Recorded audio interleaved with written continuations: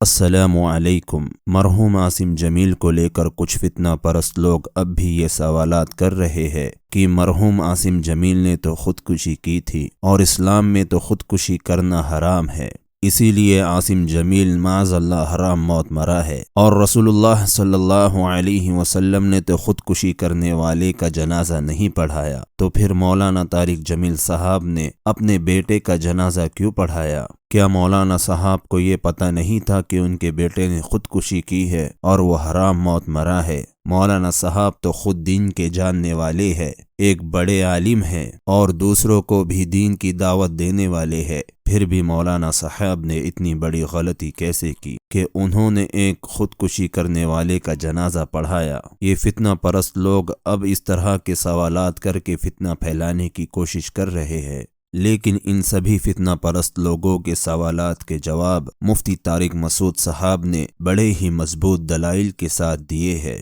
آئیے میں آپ کو مفتی طارق مسعود صاحب کا وہ ویڈیو دکھاتا ہوں، لیکن ویڈیو شروع کرنے سے پہلے میں آپ سب کو یہ بتا دوں کہ یہ ویڈیو میں نے مفتی صاحب کے آفیشیل چینل مفتی طارق مسعود سپیچز سے لیا ہے، اور اس ویڈیو کی لنک میں نے ڈسکرپشن باکس میں ڈال دی ہے۔ تو میں ہوں آپ کا بھائی محمد مزمل، چلیے یہ ویڈیو شروع کرتے ہیں۔ بسم اللہ الرحمن الرحیم، نحمدہ ونصلی علی رسولہ الکریم۔ گزشتہ رات ایک بہت ہی افسوسناک واقعہ پیش آیا۔ حضرت اقدس حضرت مولانا طارق جمیل صاحب کے بیٹے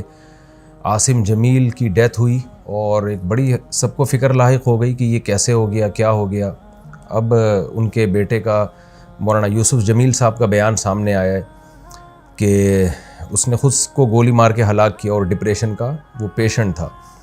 سب سے پہلے تو ہم دعا کرتے ہیں اللہ تعالیٰ اس کی مغفرت فرمائے، اور حضرت اقدس حضرت مولانا طارق جمیل صاحب اور ان کے تمام لواحقین، بیٹے کی والدہ جو تھی ان کو بھی، اور بھائیوں کو اللہ صبر جمیل کی توفیق عطا فرمائے، اور اس بیٹے کو اس جہاں کی بھلائیاں نصیب کرے اللہ تعالیٰ، اس کے صغائر کبائر خطاؤں کو اللہ معاف کرے۔ میں جو یہ بیان ریکارڈ کروا رہا ہوں اس کا ایک بڑا مقصد جو ہے وہ ان لوگوں کو جواب دینا ہے جو اس عمل کو خودکشی قرار دے رہے ہیں، کیونکہ میں نے بھی کچھ کمنٹس پڑھے ہیں، کچھ لوگوں کے نیگیٹو کمنٹس ہیں۔ آپ کو پتہ ہے کہ دیندار طبقے کی طرف سے کچھ لوگ ایسے مخالف لوگ ہیں علماء کے، دینداروں کے، کہ ان کو موقع چاہیے ہوتا ہے پروپیگنڈا کرنے کا۔ ہمارے ہاں یہ بات مشہور ہے الحمدللہ، ہمارے ہاں دیندار طبقہ چاہے علماء کا ہو، قراء حضرات کا ہو، حافظوں کا ہو، الحمدللہ ان میں خودکشی کا ریشو نہ ہونے کے برابر ہے، ان کے گھروں میں بھی اور ان کے خود ان میں بھی کوئی بھی خودکشی نہیں کرتا۔ اور یہ بات بڑے فخر سے بیان کی جاتی ہے کہ قاری حضرات کی تنخواہیں دیکھیں، آپ ائمہ کرام کی تنخواہیں دیکھیں، ان کے مسائل دیکھیں، اس کے باوجود وہ خودکشی کی طرف نہیں جاتے، اس لیے کہ اللہ نے ان کو صبر دیا ہے۔ اور یعقوب علیہ السلام کو ہم دیکھ لیں نا کہ ساری زندگی بیٹے کے غم میں روتے رہے مگر خودکشی کی طرف نہیں گئے۔ تو یہاں بہت سے لوگ یہ سوال اٹھا رہے ہیں کہ اتنا دیندار گھرانہ اور بیٹے نے خودکشی کر لی، اس کا جواب مولانا یوسف جمیل صاحب کی طرف سے الحمدللہ آ چکا ہے کہ وہ بھائی ڈپریشن کا پیشنٹ تھا، وہ اس کو الیکٹرک کے جھٹکے دیے جاتے تھے، میڈیسن کھاتا تھا وہ، اور ڈاکٹروں نے یہ بھی ہدایات کی ہوئی تھی کہ اس کے پاس کوئی نہ کوئی رہنا چاہیے، کچھ بھی کر سکتا ہے۔ تو یہ جواب میں سمجھتا ہوں کافی ہے ان لوگوں کا منہ بند کرنے کے لیے جو اس عمل کو خودکشی قرار دے رہے ہیں۔ لیکن آپ کو پتہ ہے جو فتنہ پرست لوگ ہوتے ہیں ان کو باتیں کرنی ہیں۔ بعض لوگ یہ بھی تبصرہ کر رہے ہیں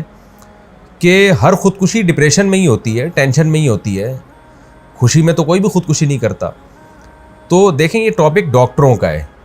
ڈاکٹر بتاتے ہیں، اور ہم نے مشاہدہ بھی کیا ہے کہ ڈپریشن دو طرح کی ہوتی ہے۔ ایک ڈپریشن تو عام لوگ جو دنیا کی محبت میں ڈپریشن میں گئے ہوئے ہیں، ایک ڈپریشن وہ ہوتی ہے جو کسی دماغی بیماری کی وجہ سے ہوتی ہے، اس میں دیندار لوگ بھی مبتلا ہو سکتے ہیں، اور اس کا کوئی علاج، اس کا علاج یہ نہیں ہے کہ اس کو صبر کی تلقین کی جائے، اس کا علاج میڈیسن ہوتی ہیں، دماغ میں کچھ کیمیکل آگے پیچھے ہو جاتے ہیں۔ ایسے بہت سارے پیشنٹ ہم نے اپنی زندگی میں دیکھے ہیں، بہت اچھے لوگوں کو جنہوں نے بڑی بڑی ٹینشنیں جھیلی ہیں، برداشت کی ہیں،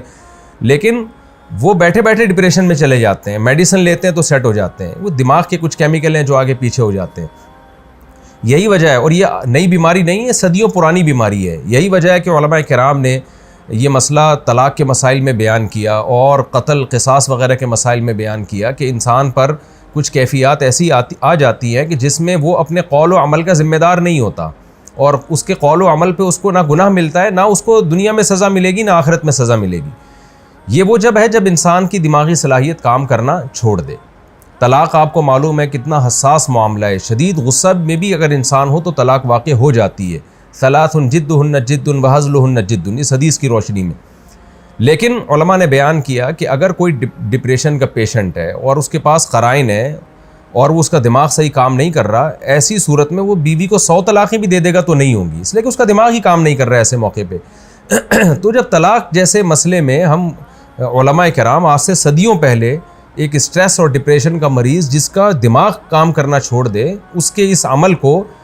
طلاق قرار نہیں دیتے، وہ زبان سے کفریہ کلمات اگر زبان سے نکالے گا تو وہ کافر نہیں ہوگا۔ حالانکہ کفر تو مذاق میں بھی اگر آپ کفریہ کلمات زبان سے نکالتے ہیں تو آپ کافر ہو جاتے ہیں، لیکن اتنا بڑا جرم بھی معاف کر دیا اللہ تعالیٰ نے اگر اس کا دماغ کام نہیں کر رہا۔ تو ایسے ہی خوب سمجھ لیں کہ ایسا ڈپریشن کا مریض اگر کسی کو قتل کر دیتا ہے یا اپنے آپ کو قتل کر دیتا ہے تو وہ نہ دنیا میں مجرم ہے نہ اللہ کے ہاں وہ مجرم ہے۔ اس میں ملامت کرنا اور کسی کو برا بھلا کہنا یا کوئی نیگیٹو باتیں کرنا، یہ جو باتیں کرنے والے لوگ ہیں وہ مجرم ہو جائیں گے۔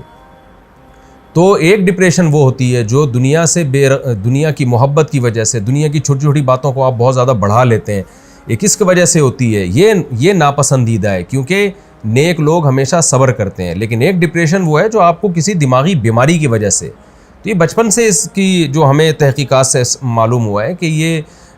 جو حضرت کا جو بیٹا ہے یہ بچپن سے ہی کسی دماغی بیماری میں مبتلا تھا اور علاج بھی ہو رہا تھا۔ حضرت جو ذمہ داریاں ایک باپ کی ہوتی ہیں وہ اولاد کے لیے، وہ ذمہ داریاں پوری کرنے میں لگے ہوئے تھے، لیکن ظاہر ہے کچھ چیزیں اللہ کی طرف سے ہوتی ہیں، انسان اس میں بے بس ہوتا ہے۔ تو ہم سب اس غم میں حضرت کے ساتھ برابر کے شریک ہیں اور ہم سب دل سے دعا کرتے ہیں اللہ تعالیٰ حضرت کے اس بیٹے کو اس جہاں کی بھلائیاں نصیب کرے اور اس جہاں کی خوشیاں نصیب کرے، اور جو بھی ان کے رشتہ دار اور لواحقین ہیں اللہ تعالیٰ ان سب کو صبر جمیل کی توفیق عطا فرمائے، اور جو منفی کمنٹس کرنے والے لوگ ہیں اللہ تعالیٰ ان کو ہدایت دے۔ اور میں پھر دوبارہ اپنی بات کو ریپیٹ کرتا ہوں کہ اس عمل کو خودکشی قرار دینا یہ کسی بھی طرح سے یہ بات درست نہیں ہے، اور یہ ایک الزام ہے، اور اس الزام کا جواب آپ کو قیامت کے دن دینا پڑے گا۔ اللہ تعالیٰ مرحوم کی مغفرت فرمائے اور لواحقین کو اللہ صبر جمیل کی توفیق عطا فرمائے، اور مرحوم کو جنت میں اللہ تعالیٰ اعلیٰ درجات عطا فرمائے۔ وما علینا الا البلاغ۔